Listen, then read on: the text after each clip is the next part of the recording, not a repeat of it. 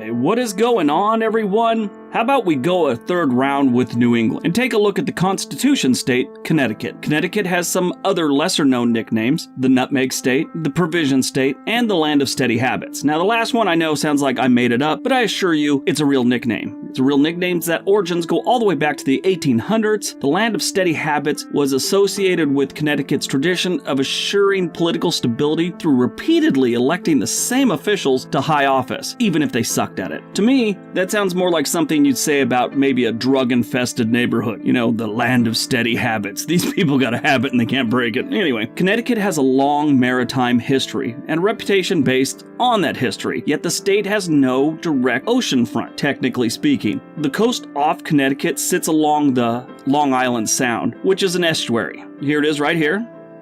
See, it's not really connected to the, well, it doesn't have ocean front. It is connected, but it's not really. You get what I'm saying. Connecticut is one of our smaller states, being 48th in size and 29th in population. The Nutmeg State is our 5th state, being admitted into the Union January 9th, 1788. Connecticut is one of those states that more people are leaving than coming in. Out of 100 people moving, 43 move in while 57 move out. A little bit of a deficit there. If you ever dreamed about living in the Land of Steady Habits, you might want to watch my top 10 reasons not to move to Connecticut. Number 10, really strange laws. Now, I always bring this one up because I think it's important to give you an idea of how they are. When you have strange laws on the books, it really does give you insight to the thinking of the community, the state, whatever. So I always bring this one up, and some people, why would that be a reason not to move? Just go with it. They have a couple really strange ones. The first one is, during the evil clown epidemic of 2016, yeah, that's what they call it, the evil clown epidemic, where all those idiots were going around scaring people dressed like a clown. I thought it was hysterical, but apparently became a problem in Connecticut. Connecticut had it so bad that law enforcement felt a need to outlaw dressing as a clown with the intent to cause alarm. Children's birthday parties were an exception. Clowns are just weird. Why do people do that in the first place? I don't get it. Anyway, they also enjoy a good dumb dog. Connecticut is one of the highest educated states in the country. However, they have actually a law on the books that people are not allowed to educate their dogs. For some reason, years back, a Hartford official felt the need to make it illegal to educate your dog. I think that's good because I have a bulldog pug combination. I don't think there's any educating that thing. She's ridiculous. I just think it'd be throwing good money away trying to educate my dog. So I kind of see the point in this one. Number 9, lack of Connecticut culture.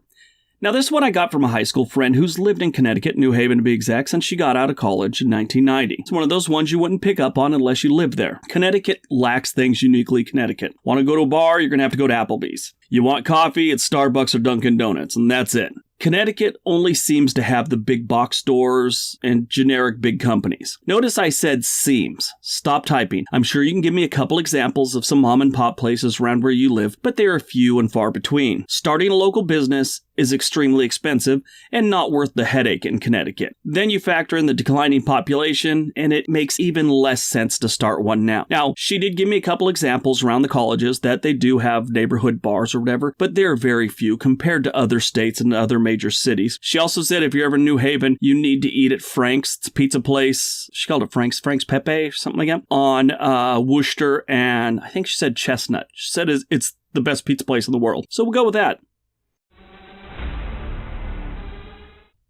Number 8, moving out.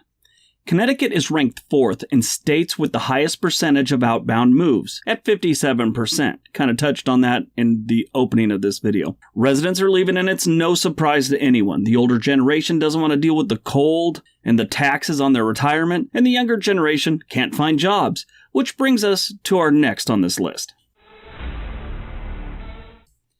Number 7, unemployment. Connecticut is ranked 9th in the worst unemployment rate in the country list. The current unemployment as of June 2018 is 4.5%. In Hartford, it's 7.8%, where the national average is about 3.7%.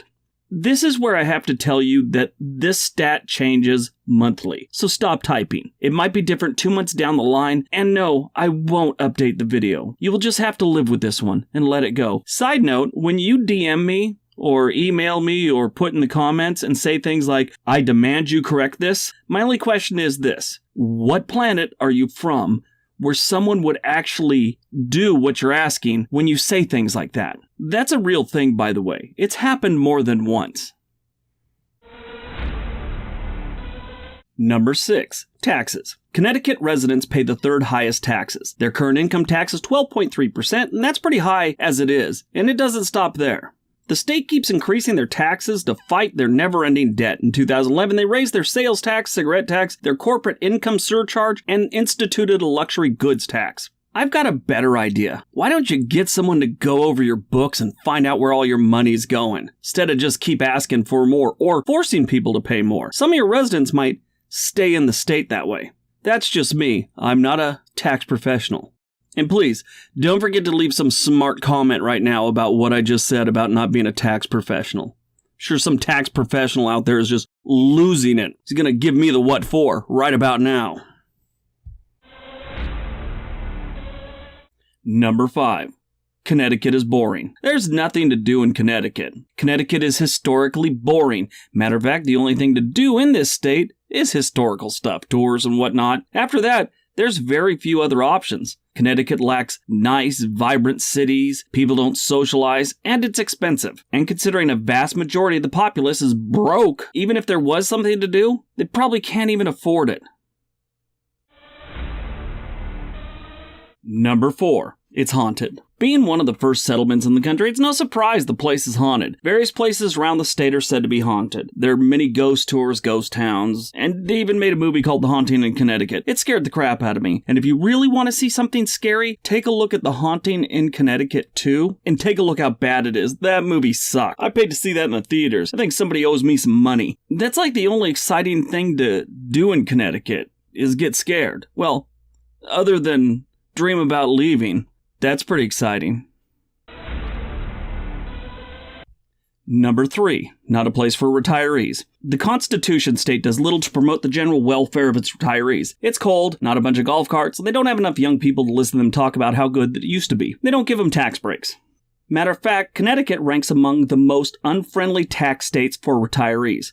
Real estate taxes are second highest in the country. Some residents face taxes on their Social Security benefits, and most of their retirement income is fully taxed. No exemptions, no tax credits, nothing like that. It's almost like this state is being run by someone that wants to chase everyone out to have the state for himself.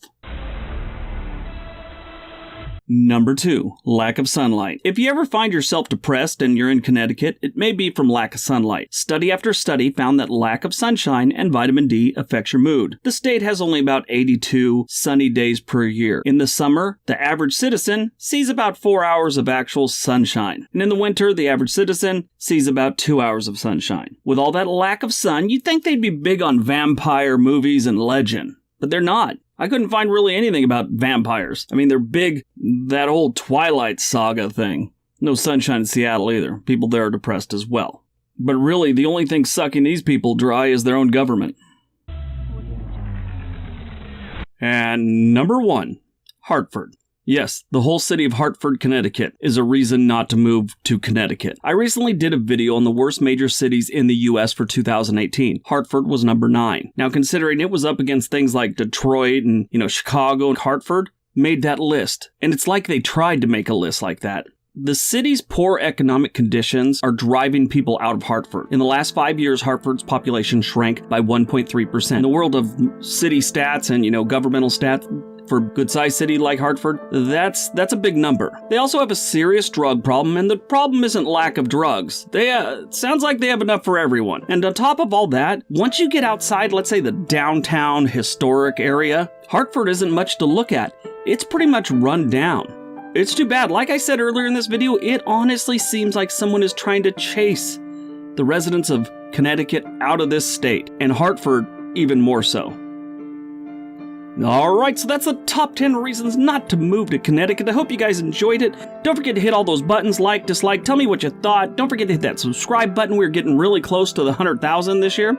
Everybody have a great day. Be nice to each other.